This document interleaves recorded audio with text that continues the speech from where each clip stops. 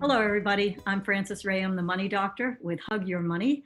And today I'm here with a public adjuster named Rick Carter, also the author of How to Settle Your Claim. So I met Rick through an odd set of circumstances, and I felt like the topic of hiring a public adjuster was so valuable to me personally that I wanted other people to know about it. And it seems that when I speak to people, they've never heard of this. So welcome, Rick. How are you today? I'm doing well, Francis. I'm really looking forward to our chat together. Good. Let's take a little walk down memory lane for just a second and tell people how we met. I live in Massachusetts, but I have a property in North Carolina right at the beach where Hurricane loves to go. And sure enough, my little beach house was pummeled by not one, but two hurricanes and was badly damaged. Being a good advocate and fighting battles as I do for people, I thought I had no problem. I filed an insurance claim. I knew that I had two policies on the property. One was a flood policy and one was a wind and rain policy. And I began the process of documenting my damage and asking for funds to be delivered so that I could repair the house. And of course, I tried to mitigate damage right away. The flood company was fabulous. They sent an adjuster out. He was quick, he was polite, he was thorough, and they paid me almost instantaneously. I mean, they were amazing. However, for the next however long it was, many months, I spent time arguing with the wind and rain company. And they told me ridiculous things. I'm sure you remember, Rick, like half the siding was gone off the building, I do. plus all the other damage. And they told me that I had a $1,200 claim and they weren't going to pay. I mean, it was absurd. So Right. I called a friend of mine who is the kind of guy who knows all this stuff. And I said, I've got this problem. Do you know anything about it? And he said, oh, yeah, you need a public adjuster. So I went online because I needed one in North Carolina. I contacted three reputable adjusters and two didn't bother to call me back. So, so when I spoke with you, I was really impressed by your knowledge and the fact that you were willing to meet me at the house. It was 800 miles away from me. I was going to fly down there or drive down and meet you there. And you and your lovely wife, Julie, came and met us at the house. And the rest is sort of history. But I would like you to tell people what you remember about our meeting and the situation about my own property. Well, I remember very clearly. Of course, the storm you're referring to was Hurricane Florence that impacted the state of North Carolina pretty severely. Came ashore about 30 miles south of where your home is. And your home, of course, is directly on the beach. You have sand dunes underneath. You go down your front steps, and you're walking to the ocean. It was hammered as well as many other homes there, losing sections of roof, losing siding, water coming in. But I remember very well getting to chat a little bit with you at that time, and you had your paperwork. Actually, I think you provided me your paperwork up to that point, which is normally one of the things I'll ask for to kind of do a little desk review. When I called you, you said, send me your deck sheet, your policy, which I did, and Right. whatever the adjuster had done. And the adjuster had never even gone inside the property. It's on lockbox and they never even entered the property. We opened the door and I walked in and I said, Dr. Rahaim, there is a lot of money on the table here that you are owed. And I said, let me explain it to you. So I walked around and just pointed out a few things. And you said, Rick, where do we sign?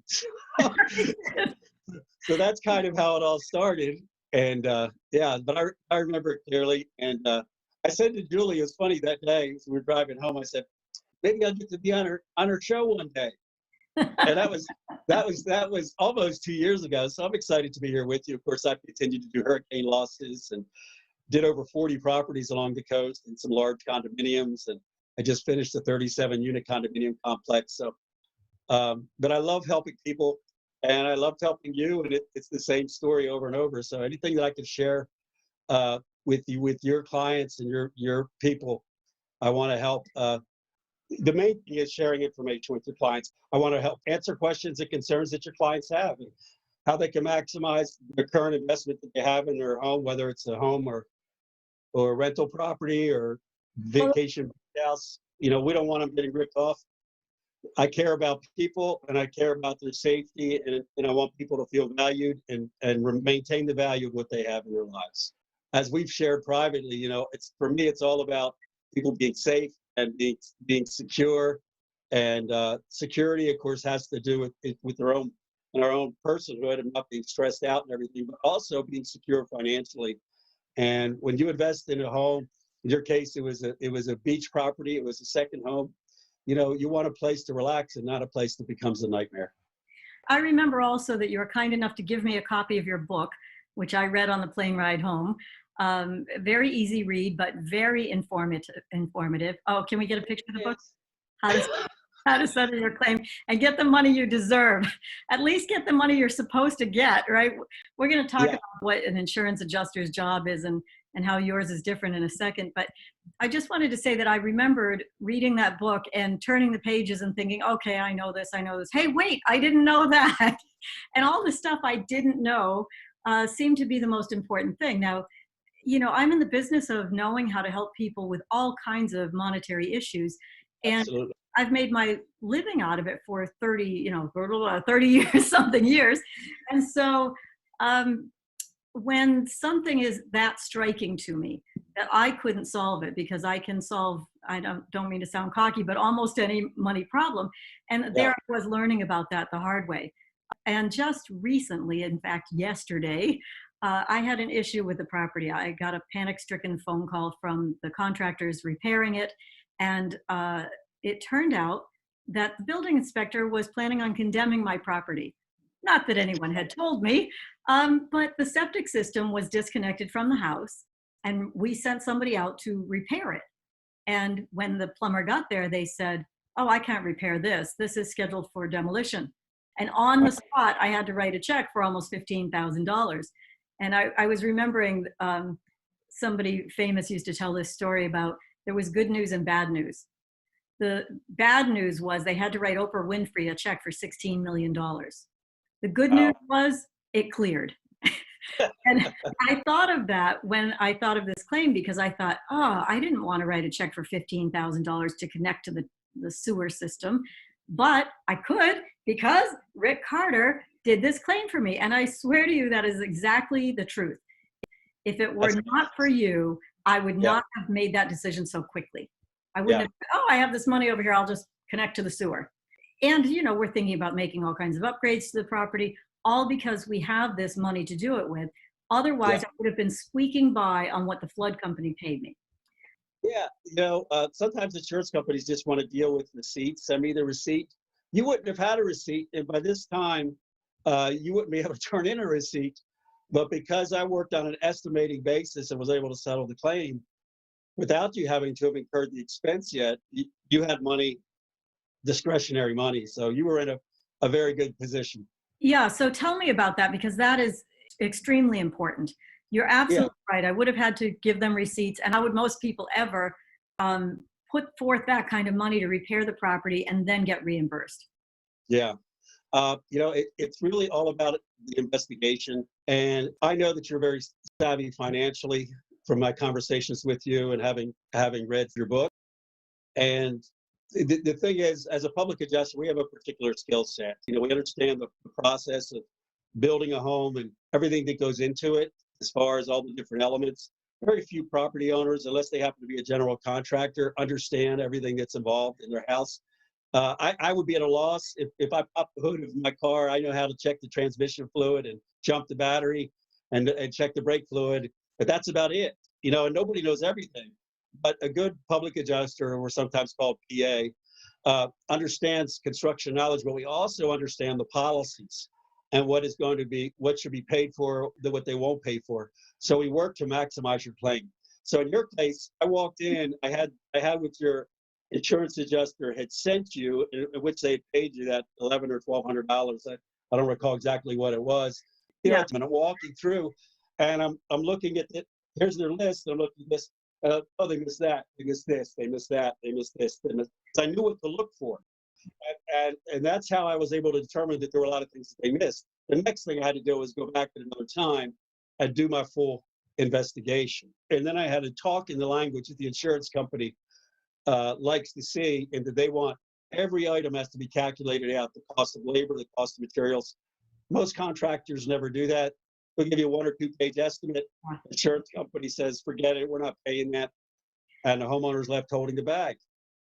If I'm a person who's got a claim on my house Yeah. and I'm going to call the insurance company, they're going to send me an adjuster. What do I need you for? Can you tell me the difference between Absolutely. an adjuster that works for the insurance company and how that Yeah. works and hiring?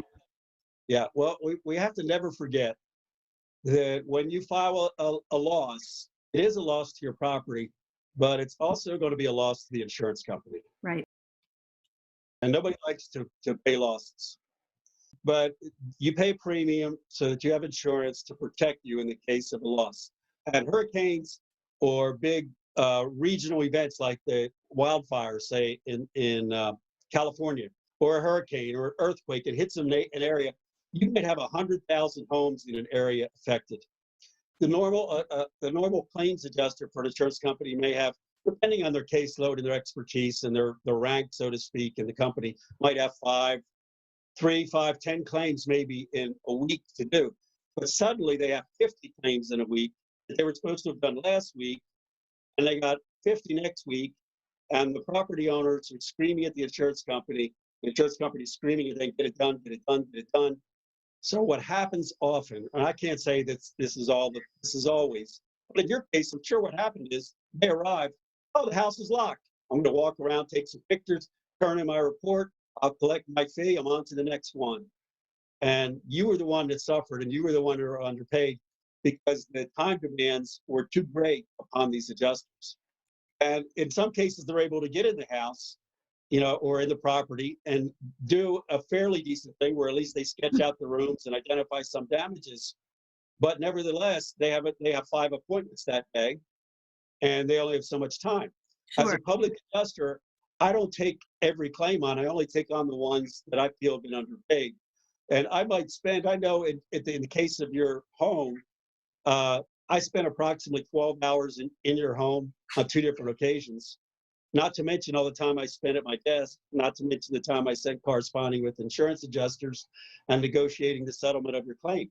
So because I had the time to spend, I could be very detailed and present documentation that would literally be overwhelming to the insurance company. They can't deny it. I would take moisture readings. Most adjusters fail to do that. They just look around, and if they miss things, it's never reported. Can I let a trade secret out of the bag here and tell people one of the things that I was the most impressed about? And also, I should say that I did hold for many years a general contractor's license, believe it or not. So Oh, wow. I thought I shared that with you when I was there, but I have, enough knowledge to know, wow, I have real damage here. This is what it's going to cost me to repair. And that comes Right. in use now when a client has a problem or they're saying, I want to replace my windows or I need to put a new roof on my house. I know Sure. roughly what that's going to cost. And then I can tell them to go get some quotes. So in this case, I knew that I would have damage and I knew that they hadn't been inside, but I didn't know to what extent the damage was because I hadn't been inside yet. And so Yeah. you went in, you not only did what I think a company adjuster would have done, which is to look at all the walls and the ceilings and the floors and decide what got wet and what didn't, but you Right. called me and you said, if you're willing to pay this money, which wasn't all that much, but if you're willing to pay this money, we could bring this third party in to do moisture readings in the walls. And I was like, really? You're going to do moisture readings in my walls and then what with them? And that Yeah. one thing to me was totally worth just hiring you just for that one piece of information. Because Right. what happened there and what would happen to a lot of people is there was moisture in my walls and no insurance company was looking at it.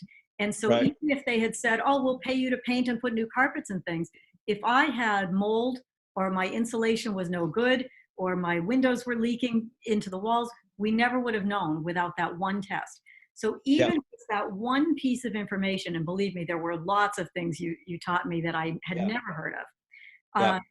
That really made a convert. I mean, I don't have any reason to be doing this kind of an interview with you, except Right. that it made a difference in my life. And there are Yeah. not very many times that I meet a professional that I am that impressed with. And so let me ask you this, Rick. We always tell people, oh, you're supposed to read your policy. I can promise you, if we spent the next 20 minutes convincing somebody that they have to read their policy, they would still not read their policy. Right. No one wants to read their policy. So and even if they read it, will they understand it? And I Right. think what happens is that we just trust our insurance agent to sell Right. us the policy, and we hope they've done the right thing. Right. Tell me if I don't understand my policy. Like, when might there be times when I should have had different coverage, or maybe there was part of the policy that I didn't even know to file a claim under? Can you elaborate on that sort of? Sure. Well, your policy has several components, and you were very fortunate and smart, I would add, Francis, because you had both flood and wind storm insurance. Your property is located along the coast. Okay, and if you live in a coastal property, and maybe some of your listeners, viewers do, they're typically required to have additional coverage beyond your normal homeowner's policy. You have Right. to have windstorm policy because of hurricanes. A windstorm policy kicks into place when a storm is named a hurricane. If you just had a tropical storm, you had a big thunderstorm, rainstorm, you're not going to get any payment out of that windstorm coverage. But if you have a hurricane, then you get payment out of that. So that's one thing. You need to make sure that you're properly insured for where you live. Regarding to flood, because you were right on the ocean, and if you had a storm surge, high tide in combination, Hurricane Florence had 140-mile-per-hour winds, high tide, you probably had close to 3 feet of water flowing under your house. Your house, fortunately, was on piers. If it had been on the ground, it would have been flooded. Okay, because I had other properties that had 3 feet of water on their first floor. But nevertheless, you had that. So your flood insurance covered you. So you have to be properly insured, even if you don't have a beach property. If you're in a view of a river or a lake, or maybe downstream from a dam, it's well worth to have the money for flood insurance. I don't know, Francis, do you recall what your premium was for your flood insurance? No, but I will say that I'm very fortunate because I'm in a federal floodplain. Yeah, And so my insurance is less expensive than someone who might not be in a federal floodplain. right. And, Uh, and so not all agents sell flood insurance. It's managed by FEMA. yeah, And but flood insurance is designed for different floodplains. So depending upon the level of risk where you live, that'll help determine the amount of premium. So you may have a very low premium. You may have a very high premium if you're sitting on the beach. The money that you received was well worth it for you absolutely. to have that insurance. There's sections of your policy, and one of the sections is called your declarations page. And in that, it'll talk about the property. It'll give the property address, the type of property. Does it have a shingle roof? Does it have a metal roof? Is it brick construction? Is it wood construction? It'll describe the property. And then and then it'll talk about the perils which are involved. Will it cover lightning? Will it cover a sewage backup? Uh, will it cover a flood? Will it cover a windstorm? Will it cover vandalism or theft? And it describes your perils. Then you're also going to have your premium is going to be in there. That's another one of those P's. How much is it going to cost me? And then it's going to have the person who's insured, which would be whoever the owner is. So if you might have viewers that are tenants, and you might be living in a house that gets flooded, and you possibly may not have any coverage because you don't have tenant insurance. So that's very important too, that people often forget. If you're a renter, or maybe you're an empty nester, you used to have a home and now you're in a condo or something, you need a policy to make sure that covers you in case the HOA, your homeowner association, is undercovered. And their HOA is also not going to cover your personal property, like all your furnishings, your bedding, and all those things. So very important to be properly covered, and you need to talk to your agent about that. That's interesting because about a week ago, I did the show Financial Fitness with the Money Doctor that we do every Saturday morning about a situation that happened here in town. I ran into a small family, and they had just been burned out of their house the night before, and they were Wow. renters. Oh, it's so sad. They were renters, and they were in a side by side unit, and they actually saved the lives, I believe, of the people in the next unit where the Yeah. fire really started. But they were sitting in a parking lot with their cat in a cage and the dog in the back of the car. Their son had come into a store to see if they could buy shoes. They didn't have their false teeth, Rick. I mean, it was so sad. All they got Yeah. out with their lives, and that was it. And Yeah. so I went to talk to them and offer them some advice, actually. Yeah. And I recommended that they speak to the homeowner and that they give them this piece of information that they may be interested in hiring a public adjuster, Right. so that they get a fair shake, and that they might also have some coverage under the homeowner's Yeah. policy because they did not have renter's insurance. Yeah. That's a very, I'm really glad you brought that up. And if I could comment on it from a few perspectives. Sure. Um, One of the things that's in, I mentioned different parts of the declaration page. Most homeowner policies or windstorm or flood, they're going to have different categories. So you're going to have coverage for the structure. That's going to be the building that you live in. Then you should have coverage for your PP, which stands for personal property, your dining room furniture, your bedroom furniture, your computers, your cameras, artwork, whatever you have in the house, it'll be listed. Some things if you have some expensive things, you want to get endorsements for those, if you got expensive artwork or funds or something. But they also have in most policies called loss of use. And loss of use means if you can't live there, you're unable to use it, it's not inhabitable, then it'll pay for you to rent another place.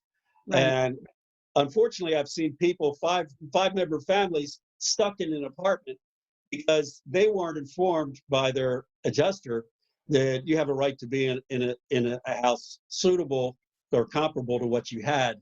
So if they had 4 bedrooms, they should have a 4-bedroom house. There's a lot of stuff that gets overlooked, sometimes just by ignorance of the person that's there. Sometimes they're just not informed. And then also, if you have a rental property, you may have business loss interruption because now you've lost your income because you can't have renters in there anymore. Renters should always have some insurance, and their premium is not much. You could probably get $50,000 insurance for maybe $10 to $15 a month. I was saying like $200 a year, you can cover all your it's an stuff. insignificant amount, but you could replace all your stuff, and you could get if you had to, you could get all new stuff. Yeah. And so it's so simple to have that. So always have renter's insurance. If you're a renter, because hey, one day you're probably saving your dollars to buy a house one day. Well, if something happened to the one that you're in, at least you could collect that payment and have all new stuff. Might even help you get in your own house. Thank you. I think that the homeowner actually had some relocation coverage for the renters. So at least they were not homeless, because when I saw them, they were literally hours out from this fire. And it was really creepy because I had just seen a fireman coming in and out of a Cumberland Farms here. And he looked tired and like he'd been working, and I wondered what had happened.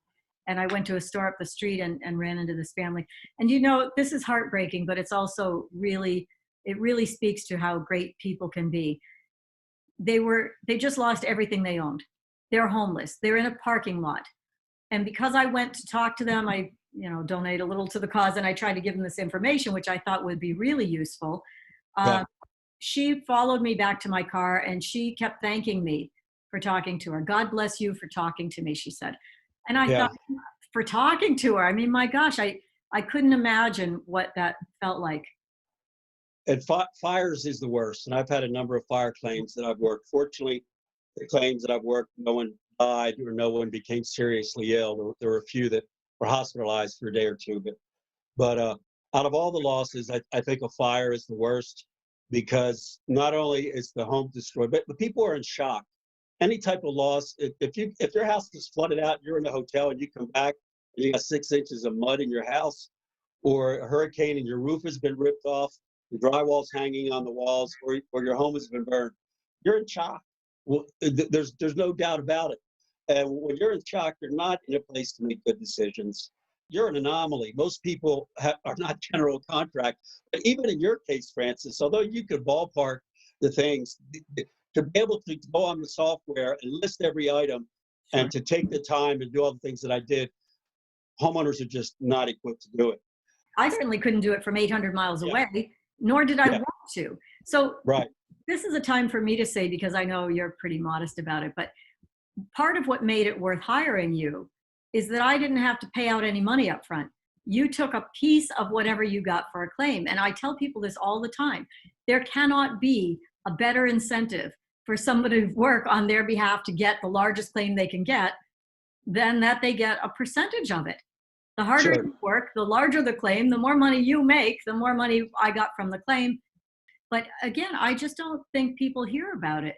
Um, they say Yeah. things to me like, but I have an adjuster coming. They're sending one out on Tuesday. Oh, Yeah.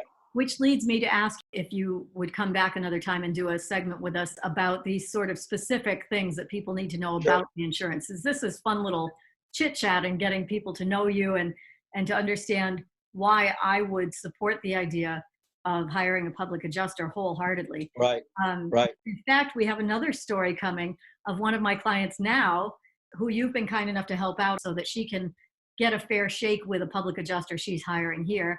We're talking about, hurricanes and fires and whatnot. She just had a tree fall on her house. I I mean, saw the pictures. she had a tree fall through her house. Big tree, right, Yeah. crashed through her house.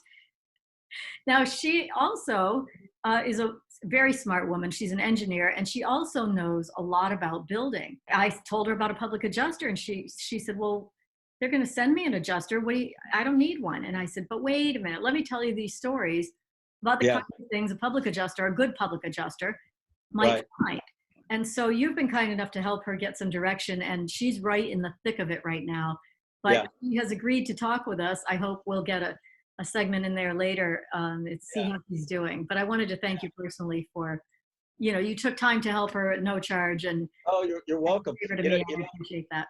I do want to say that, in over 40 states, I think it's close over 45 states, the departments of insurance realize that the insurance adjusters work for the insurance companies. And because of that, they created a special license called a public adjuster. A public adjuster cannot work for insurance companies. I'm forbidden by law to work for an insurance company. I only represent the policyholder. So I'm there in the policyholder's interest. And believe me, there wouldn't be a place for public adjusters if there wasn't a need. There's very few of us, but I love what I do because I help people. And the proof is in the pudding, as they say. Well, I know from talking with you that you're also always keeping up on knowledge. You're always taking another course or getting another license or learning about something else. And so, that just really speaks to me. I'm sort of an education junkie. So Yeah. I would like to dig in deeper with you about the kinds of things that somebody would need to know. Like, I'm thinking of filing a claim. How do I prepare for that? Where do I Right. go? What should I expect when an adjuster comes to my house? You have this book with all kinds of information in it. I'd like to pick out just a few quick chapters and get your slant on those things, if you would. And I'd like to maybe go over your website and show people what kind of resources are available to them, Sure. even on the web. You're willing to come back and talk to me? Yeah, let's do it. All right, great. Let's do it.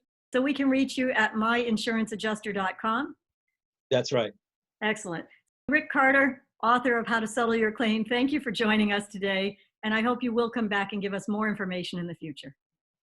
Thank you so much. It's been an honor to be interviewed by you and to share with your viewers. Your success is our goal, so please contact us if we can be of further assistance.